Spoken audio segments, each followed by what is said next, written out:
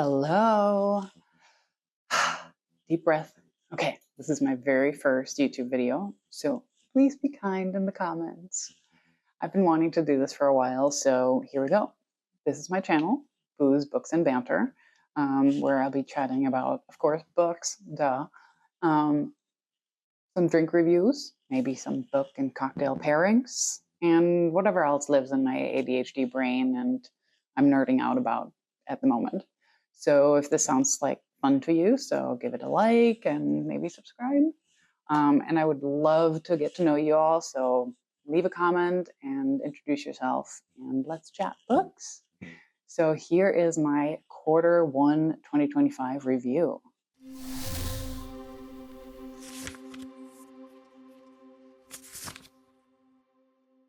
Okay, so the first 3 months were pretty decent, despite a lot of chaos that has happened. 15 books, 5,796 pages. For all your statistic nerds out there, yes, I'm one of you. Not too bad, not too bad. I'm not unhappy.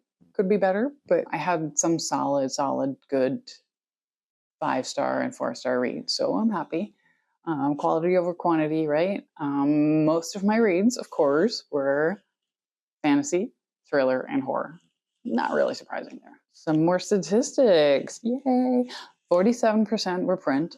There's just nothing like the feel of a real book in your hand, right? I mean, 13% digital, because I really only do that if I can't sleep and wake up in the middle of the night and need something and can't turn the light on because my husband's sleeping next to me and don't want to wake him up. 40% audio. That was actually pretty high for me. I'm also a makeup artist, so I had a 3-week job with a decent commute. So I think I barreled through a lot of audiobooks during that time, of course at 2 times speed with my ADHD brain. So that was pretty high for me. So it was kind of exciting. So let's get into some book reviews.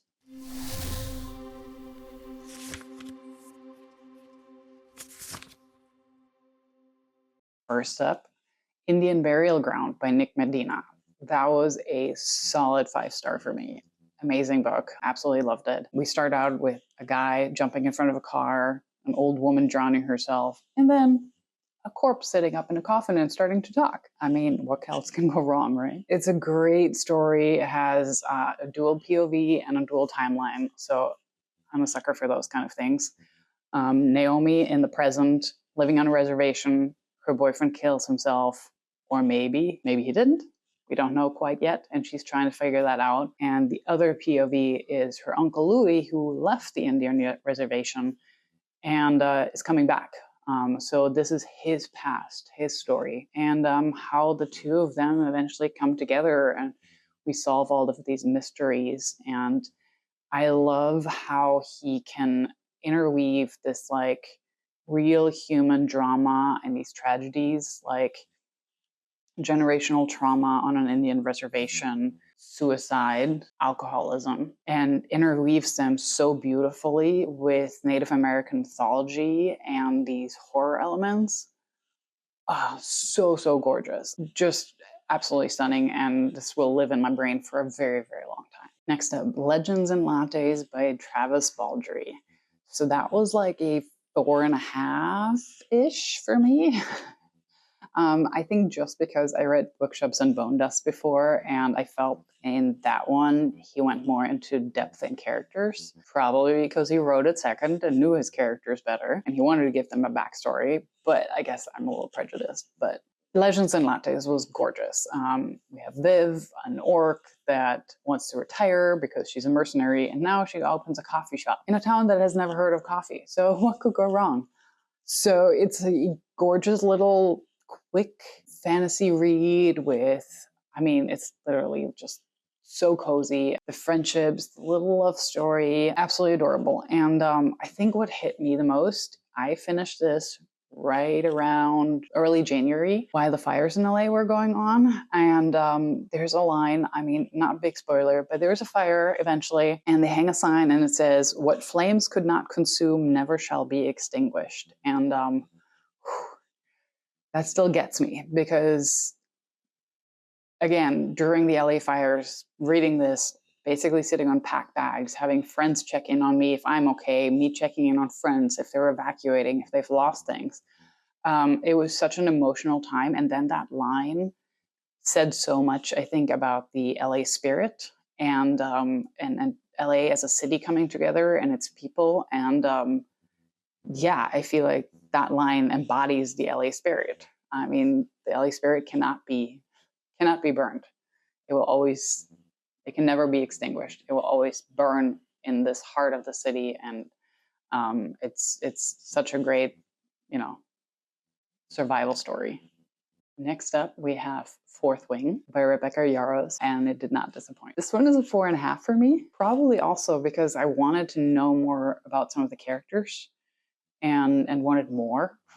I know it's already like a huge book, but what can I say? I'm a sucker for like really deep character development. Yes, so we follow Violet, who really just wanted to be a scribe and a bookworm and doesn't have the strongest body, but her mom pushes her to be a dragon rider, and surprise, she survives and thrives, actually. And I love her storyline, how she not only overcomes her physical weaknesses, but also sometimes thrives on them. And with her brain solves so many problems that physically she can't.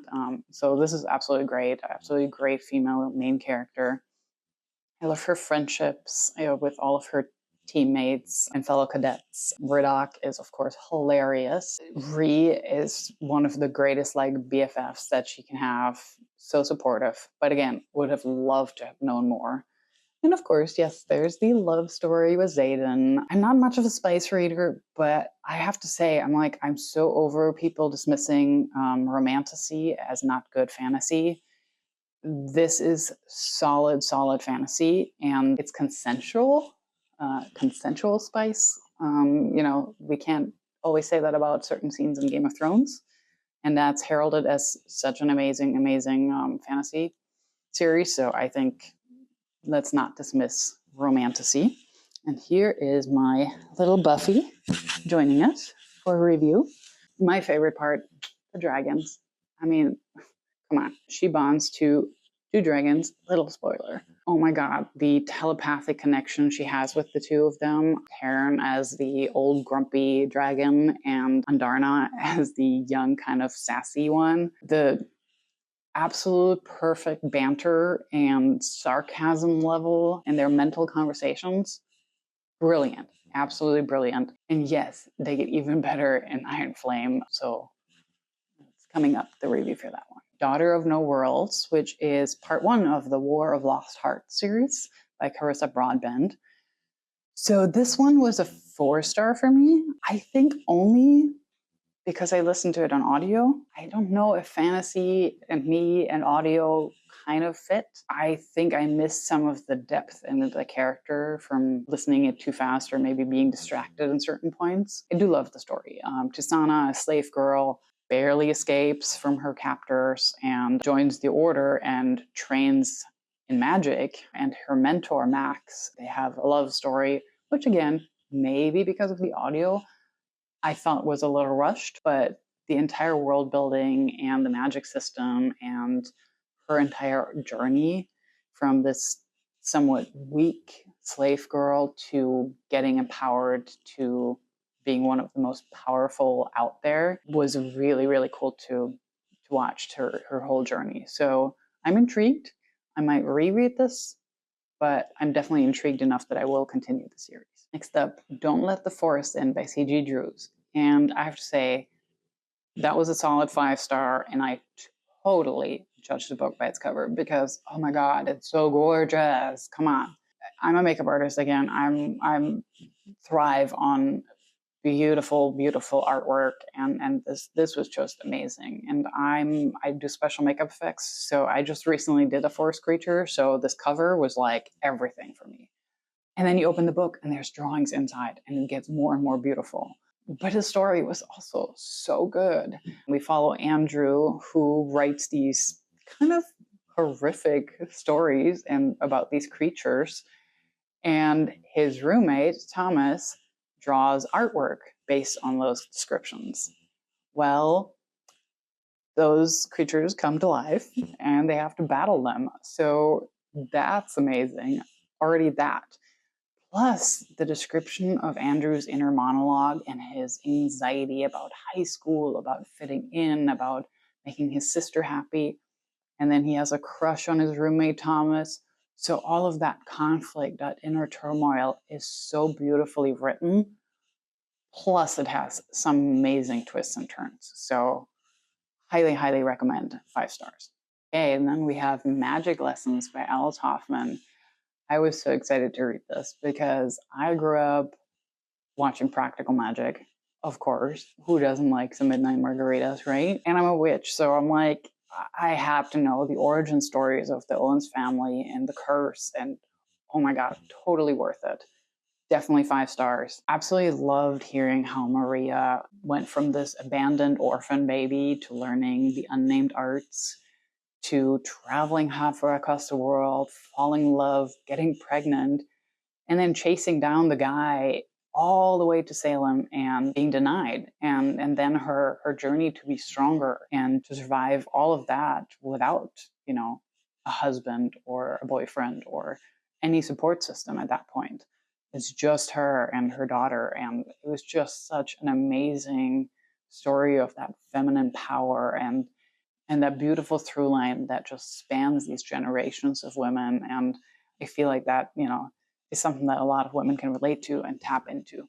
Next, I read Practical Magic, but I'm not going to review it because I accidentally listened to the abridged version of the audiobook, which was only like 3 hours, and I didn't know until halfway through, and I didn't really enjoy it. So I think it was because it was the abridged version. So I will hold judgment until I read or listen to the entire full unabridged version.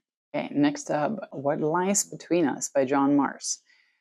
So this one was a tough one. I'm giving it 4 stars just because it was an almost DNF for me. I mean, I really almost quit, but I'm glad I made it through because it turned out really good in the end. But the story revolves a mother and daughter, and the daughter locks up her mom in the attic and keeps her on a chain. So it gets pretty wild. And it gets also some parts very physically violent. So that was where I was kind of like taken aback and I almost quit.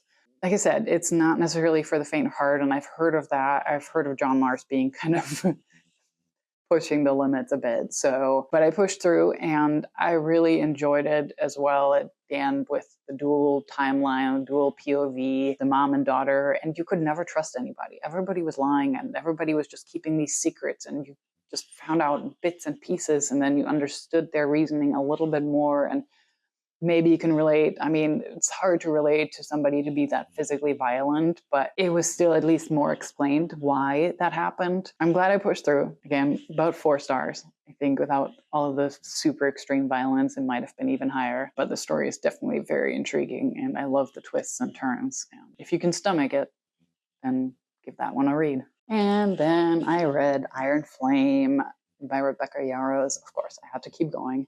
And for me, that was a solid 5. I think the sequel is better than the original, just because, again, I got to know the characters more. They were described more in depth. They had way more details to them. They were so much more intriguing. It wasn't just, sort of they're there or they're pretty like straightforward. There's so many layers to every character now, and keeps the humor, it keeps the friendship, it keeps the love story. But there's so much more to it. All the political intrigue, all the secrets, all the misleading of what the leaders are doing and what they're telling everybody else. Little revolution, and it was just fun, and it was such a fun, epic fantasy novel. So that one was a solid 5 stars for me. Saving Noah by Lucinda Berry. That was another tough one. I'm giving it 4 stars just because I also almost didn't finish it. It's a very tough subject matter. It's about child abuse. So we have 2 POVs, and one of them is the mom. And she talks about how her son confessed to her that he abused 2 little girls. Again, very tough subject matter, but the way that she writes it is so well done, and it's such a unique POV to hear from a loved one and not just hear it from, the news or actually the perpetrator, but from somebody who loves the perpetrator and has to deal with that emotionally and has to try to see if they can, still love them, and is so conflicted about it. Really, really well done, and dealing with such a tough subject and that generational trauma. Amazing. Give it a read if you can push through something tough. Next, I read Look Closer by David Ellis. That was also another 4-star. I love me some dual POVs or multiple POVs and multiple timelines and all of that, but this got a little confusing in the beginning, honestly. Maybe just too many POVs, and you couldn't connect with each of them yet. And then the added bonus is, of course, everybody's lying and everybody's scheming, so it's like, who can you even trust? Which person is actually telling the real story? Which person is just talking a bunch of BS? So it was a little tough in the beginning, but I pushed through, and the twists and the turns and the lies, and it turned into such a great thriller, and it was so well written. Again, I absolutely loved it. It was really just a fun, entertaining thriller all the way to the last couple of pages when you're like finding out more twists and turns. So it was fun. And then I went down the rabbit hole and read ACOTAR, Court of Thorns and Roses, Sarah J. Maas. I'm sorry. It's only a 3.5 for me, but probably just mainly because it felt too much of just a retelling of Beauty and the Beast without a library. But I think for me, the last part of the book saved it, because finally we see Fairy fighting for the one she loves, and the way that story developed towards the end, and her trials and her overcoming, like, that's what was intriguing. And I felt like Sarah J. Maas found her voice more, her own voice, versus just doing a retelling. The retelling was very bland to me. It was not anything special. The characters were kind of like Tamlin was I mean, he's still kind of It didn't feel like I was hooked in from the beginning, and I just didn't feel their love story was very believable. But again, towards the end, when it became more original, I'm intrigued. Okay, I'm intrigued now. There's a third character that comes in. I'm very intrigued. So we shall see. I am going to continue the series and keep you updated what I think of the second book. Okay, and then we get to a perfect thriller. Sometimes I Lie by Alice Feeney. So good. Multiple POVs, different timelines, really unique perspective of one of them. Amber is in a coma. She doesn't know how she got into... That was my cat bumping into the camera, so let's keep that in. So she doesn't know how she got into the coma, doesn't know what's going on. All she can do is lie there in bed, hear everything that's going on, but she can't see, she can't react, can't move, and she doesn't know what the accident was that got her there. So, and then the other one is telling the story leading up to the accident. And then we have a diary entry from 20 years ago that we follow along. So really well written. The timelines, the multiple POVs, brilliant. And oh my God, everybody's lying. There's so many twists and turns. And I'm telling you, until the last page, there's twists and turns. I literally flipped to the last page and was like, oh my God, now it changed everything again. So, so good. So that's what I love about some good thrillers, if they just keep you guessing throughout the entire time. And this one was definitely a 5-star for me. And now we get to So Thirsty by Rachel Harrison. And I have to say, this is my second Rachel Harrison book, and I am a huge fan now. I devoured Such Sharp Teeth, a fun werewolf horror book. Oh my God, so much fun. But this is So Thirsty review. So Thirsty, so great. A really cool, unique spin on a vampire novel. So we have Sloane and her BFF Naomi, and they're going out to a birthday bash weekend.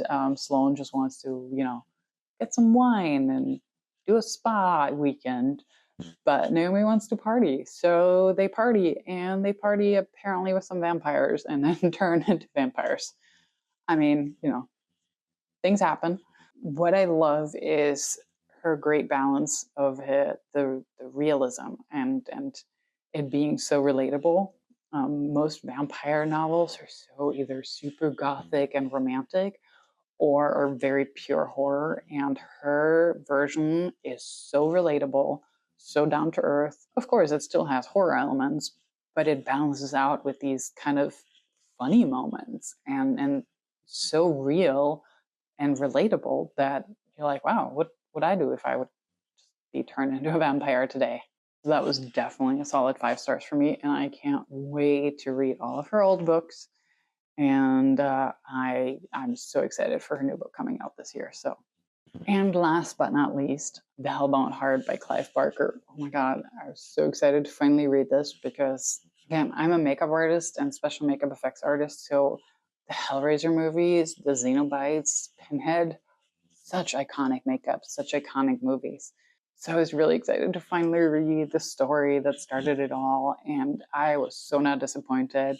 We have Frank who opens the puzzle box and calls the Xenobites because he wants pleasure, but all he gets is pain. And so good and so well described, the atmosphere, the creatures, the Xenobites, so beautiful. I mean, Clive Barker's drawings are amazing, but just the description of all of them. And then we have Julia and Christy, our 2 females, and the manipulation and the intrigue of those 2. Oh, so well written. And it's such a short book, but it has so much power. So definitely a solid 5 stars for me. And I'm excited that I finally got to read the origin of Hellraiser. That was my 15 books. Again, no DNFs, 2 almost DNFs, but I pushed through. Pretty solid quarter. What do you think? Do you agree? Have you read them? Do you disagree? I know ACOTAR, I'm pushing the limits with that 3.5. So I'd love to know. Let me know in the comments what you've read, what you think. I don't know if I can even pick a top 3. I think I have to do a top 5. Indian Burial Ground, Legends and Lattes, just because it hit with the fires so hard. Don't Let the Forest In, Magic Lessons, and So Thirsty. Those were my top 5 for the quarter. So again, let me know what you think.